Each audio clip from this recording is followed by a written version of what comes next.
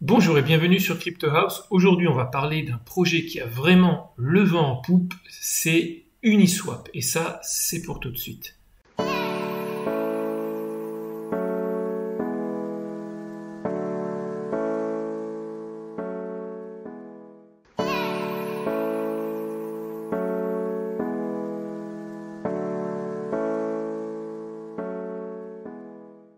Si vous êtes comme moi connecté à la planète crypto, vous avez certainement entendu parler d'Uniswap parce que depuis quelques jours, Uniswap est rentré dans le top 10 du market cap. Il est situé entre XRP et Litecoin. Et si on voit le market cap, on a Litecoin à 14 milliards, Uniswap à 17 milliards et XRP à 20 milliards. Si XRP ne se réveille pas, il est fortement possible que dans les prochains jours, Uniswap passe devant XRP en 7e position. Alors si Uniswap est rentré comme ça dans le top 10, c'est que c'est un des projets les plus importants du monde de la DeFi en ce moment. Si on va ici sur DeFi Pulse, on voit que en premier ce sont 3 protocoles de lending, donc Maker, Compound et AV. Et juste après, on a SushiSwap et Uniswap. Alors, il y a quelques jours, quand j'ai commencé à préparer cette vidéo, Uniswap était en 4e position à la place de SushiSwap. Alors, si pour vous, le monde du DeFi, c'est un petit peu abstrait, je vous conseille de regarder la vidéo que j'ai fait il y a quelques mois sur le monde du DeFi. Je vais mettre le lien dans la description. Mais Uniswap, c'est quoi exactement? Uniswap, c'est un protocole d'échange décentralisé de tokens, ce qu'on appelle en anglais swap, qui est basé sur Ethereum. Donc ça veut dire qu'il permet d'échanger entre les tokens en ERC20. Et ça veut dire aussi que les tokens comme le Bitcoin, le Litecoin, ou alors d'autres chaînes concurrentes à Ethereum comme Cardano, Polkadot, BNB, Binance Smart Chain plutôt, c'est pas possible d'échanger ces tokens sur Uniswap. C'est pour ça qu'il y a des projets concurrents, comme j'ai fait il y a quelques semaines une vidéo sur PancakeSwap, qui est l'équivalent d'Uniswap, mais pour la Binance Smart Chain. Donc ce qu'on voit en gros quand on arrive sur le site d'Uniswap, c'est le mot decentralized. C'est vraiment le concept d'Uniswap en opposition avec les exchanges qui sont centralisés, comme Binance, comme Coinbase, comme Kraken. Ici, ce qui est intéressant, c'est que c'est complètement décentralisé, donc ça résiste à la censure et ça permet d'échanger des tokens sans avoir d'intermédiaire. Le seul intermédiaire, c'est au milieu un smart contract. Autre avantage des DEX, exchange décentralisé, c'est que il fonctionne sans KYC, c'est-à-dire qu'on va connecter directement son wallet, en l'occurrence ici par exemple MetaMask, et directement il est possible de swapper des tokens. Bon, ça on va le voir dans la seconde partie de la vidéo, je vais faire une petite démo pour montrer exactement comment ça fonctionne. Autre gros avantage des DEX comme Uniswap, c'est que quand vous avez un projet, un token que vous voulez faire référencier, vous n'avez pas besoin de payer quelque chose comme sur certains exchanges. Ça se fait par des procédures beaucoup plus simples et beaucoup plus rapides. Donc, dès que votre projet est lancé, dès que votre token est lancé sur Ethereum, il est possible de le faire référencer très rapidement et gratuitement sur des concepts de DEX comme Uniswap. Alors, en plus du service principal, donc qui est le swap, l'échange de tokens, on va regarder encore une fois ça tout à l'heure, il y a un second service ici qui est appelé le pool. Donc, ça vous permet, vous, en tant que particulier, de participer à une pool de liquidité, donc d'apporter à l'exchange de la liquidité pour que les gens puissent trader les tokens. Et en échange de la liquidité que vous apportez à la pool de liquidité, vous allez recevoir 0,3% des frais, bien sûr, proportionnellement à la part que vous apportez dans la pool de liquidité.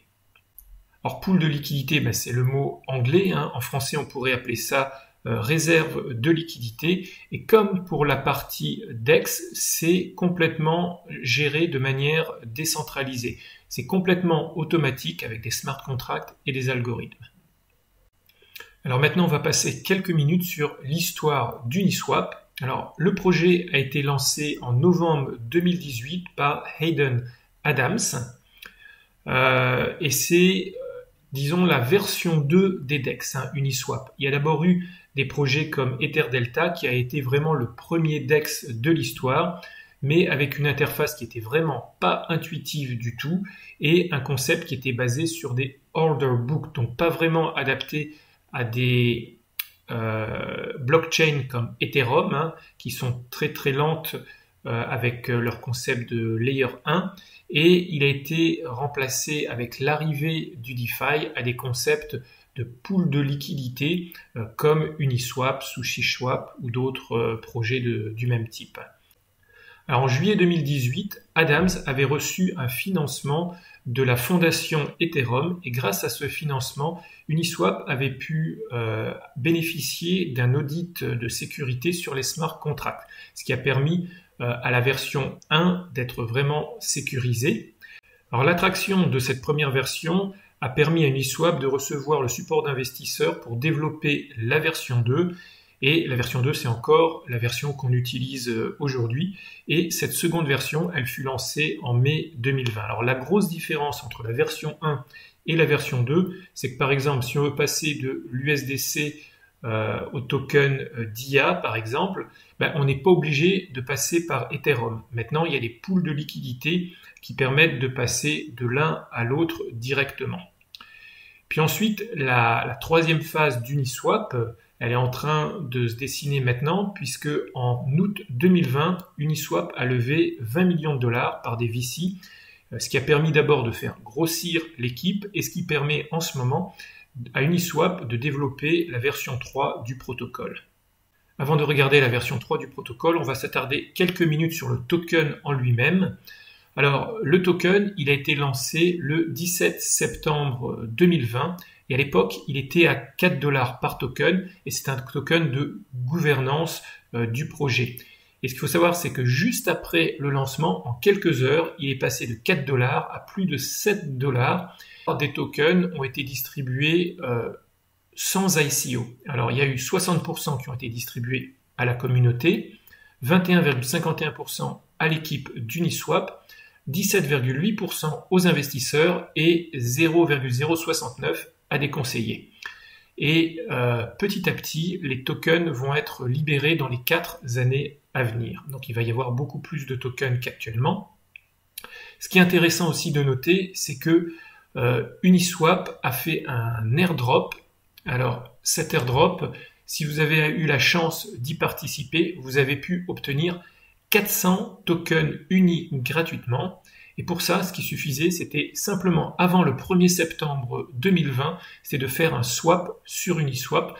Malheureusement, je n'étais pas encore suffisamment intéressé dans le monde du DeFi pour participer à cet airdrop. Mais bon, si vous avez eu la chance d'avoir les 400 tokens, chapeau, parce que à l'époque, donc les 400 tokens, au moment du lancement, ils étaient aux alentours de 2500 $.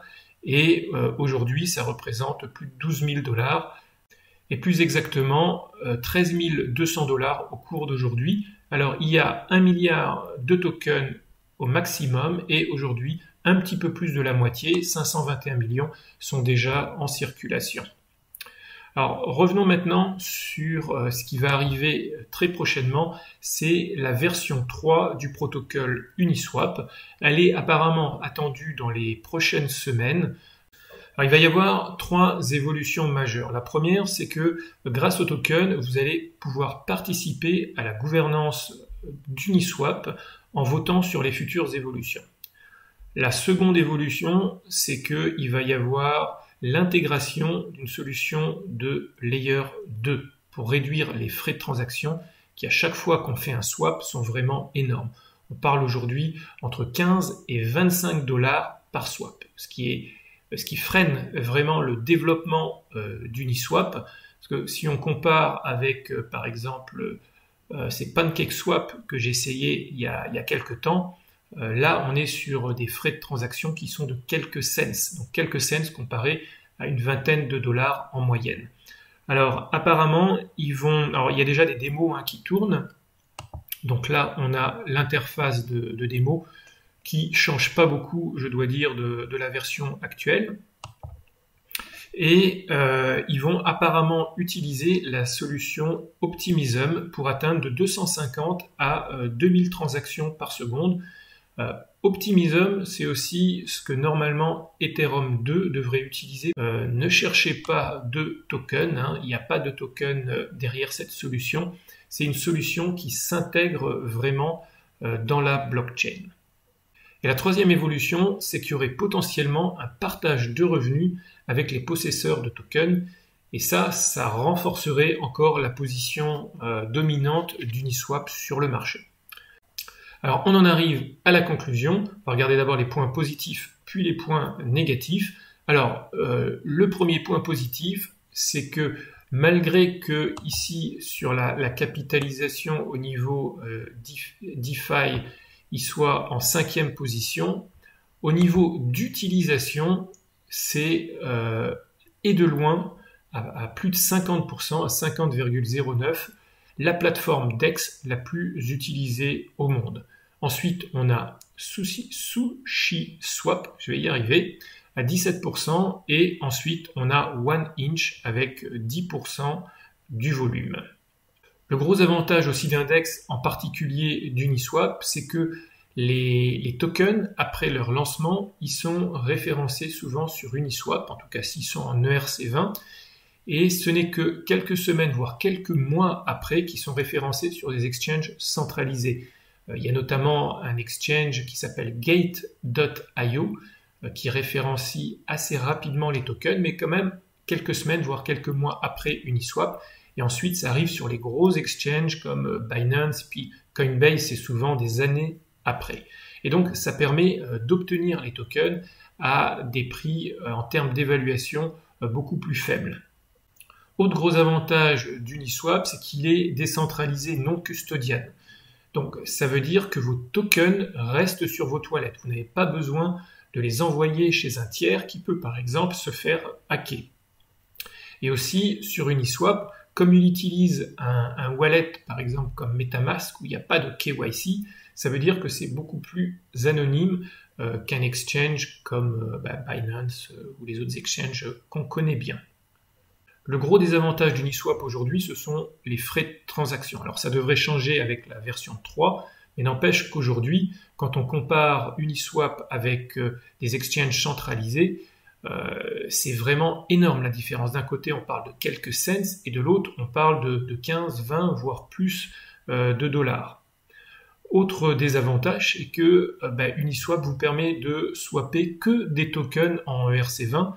Qu'est-ce qu'on fait de toutes les autres tokens? Il faut utiliser d'autres services comparables à Uniswap sur d'autres plateformes, alors qu'avec un exchange centralisé, vous pouvez trader tous les tokens.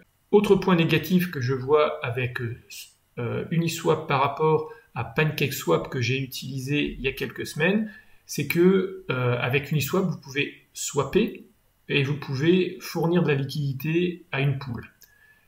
Et c'est tout. Alors qu'avec un projet comme PancakeSwap, vous obtenez une preuve de liquidité, un token LP, que vous pouvez stacker pour obtenir des tokens Cake, qui sont les tokens de PancakeSwap. Donc, il y a un avantage beaucoup plus important d'utiliser ou de faire des swaps en utilisant des plateformes comme PancakeSwap, par exemple. Ce que j'ai appris aussi, c'est qu'en 2027, tous les tokens, donc les 1 milliard de tokens, seront sur le marché et il y aura une inflation de 2% par an. Petite info avant de passer à la démo, c'est que l'adresse ici du contrat pour Uniswap, c'est le 1F984, ce qui correspond aussi à l'Unicode emoji pour la licorne. Cool, non ? Pour être sûr d'utiliser le bon site Uniswap, on va dans CoinMarketCap. Ici, il y a marqué Website. On prend ici le second. Et on arrive sur la plateforme uniswap.org avec le cadenas. Toujours, faire attention que c'est bien sécurisé. et on va lancer la fonction useUniswap. Et là, il nous demande de connecter un wallet. Donc on a le choix entre MetaMask, le Wallet Connect, Coinbase Wallet, Fortmatic Wallet que je ne connais pas et Portis que je ne connais pas non plus. Moi, j'utilise MetaMask. Donc je vais me connecter à mon MetaMask.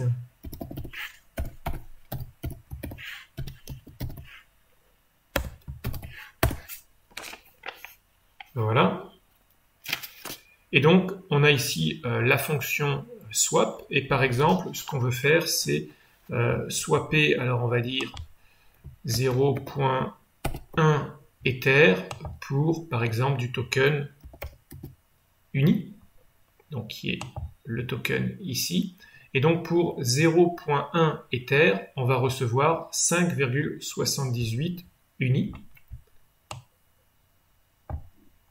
On a ici les frais que la plateforme va prendre, hein, qui correspondent à 0,3%. Et ici, il suffit de cliquer Swap, Confirme Swap, et ça nous lance ici MetaMask. Par contre, ce qu'on voit, c'est que, alors, quand je vous ai dit tout à l'heure que les frais de gaz étaient très importants, on voit qu'aujourd'hui, ils sont super élevés. C'est-à-dire que il s'élève à 53 $. Donc je vais pas le faire hein, parce que c'est beaucoup trop cher. C'est beaucoup plus intéressant alors d'obtenir des tokens uni en ce moment sur un exchange centralisé comme Binance.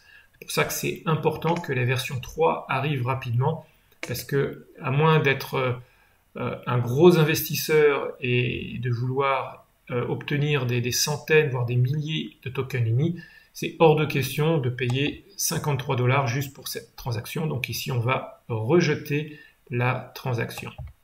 Alors, autre fonction hein, qu'on ne va pas voir aujourd'hui, c'est la partie pool de liquidité. Donc on en a parlé brièvement tout à l'heure. Le but ici, c'est de fournir donc à Uniswap de la liquidité pour que des acheteurs comme vous et moi puissent acheter des tokens, donc échanger un token contre un autre. Donc ça veut dire que si je veux participer à une pool de liquidité sur Uni, par exemple, le token Uni, il faut que j'apporte 50% en Ethereum et 50% en token Uni.